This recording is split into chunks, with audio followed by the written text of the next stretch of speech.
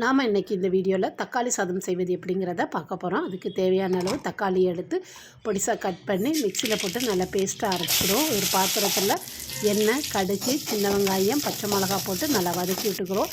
இது வதங்கினதுக்கப்புறமா தட்டின பூண்டு, தட்டின இஞ்சி, ஒரு பிரியாணி இலை, கருவேப்பிலை எல்லாத்தையும் போட்டு நல்லா வதக்கி விட்டுக்கோங்க. இது நல்லா வதங்கினதுக்கப்புறமா நம்ம ஒரு ஸ்பூன் வத்தப்பொடி, ஒரு ஸ்பூன் சிக்கன் மசாலா, அரைச்ச தக்காளி பேஸ்ட்டு இதையும் போட்டு நல்லா ஒரு 10 நிமிஷம் நல்லா ஹை ஃப்ளேமில் வச்சு வேக வச்சுக்கிடலாம். உங்களுக்கு விருப்பம் இருந்தால் ஒரு ஸ்பூன் காஷ்மீர் மிளகாய் பொடி இது கூட சேர்த்துக்கோங்க. தேவையான அளவு உப்பு போட்டு நல்லா கலந்து விட்டதுக்கப்புறமா கொத்தமல்லி இலை தூவி நம்ம வேக வச்சுருக்க சாதத்தை இதோட போட்டு நல்லா கொஞ்சம் கொஞ்சமாக முதல்ல சாதத்தை விட்டு நல்லா பரட்டி விட்டு எடுத்துக்கோங்க. எல்லாம் நல்லா பரட்டினதுக்கப்புறமா 2 ஸ்பூன் நெய்யை ஊற்றி ஒரு 15 நிமிஷம் அப்படியே ரெஸ்ட்டில் விட்டு நீங்கள் எடுத்து சாப்பிட்டிங்கன்னா அருமையான தக்காளி சாதம் ரெடி ஆகிட்டு. கண்டிப்பாக நீங்களும் இந்த மாதிரி ட்ரை பண்ணி பாருங்கள்.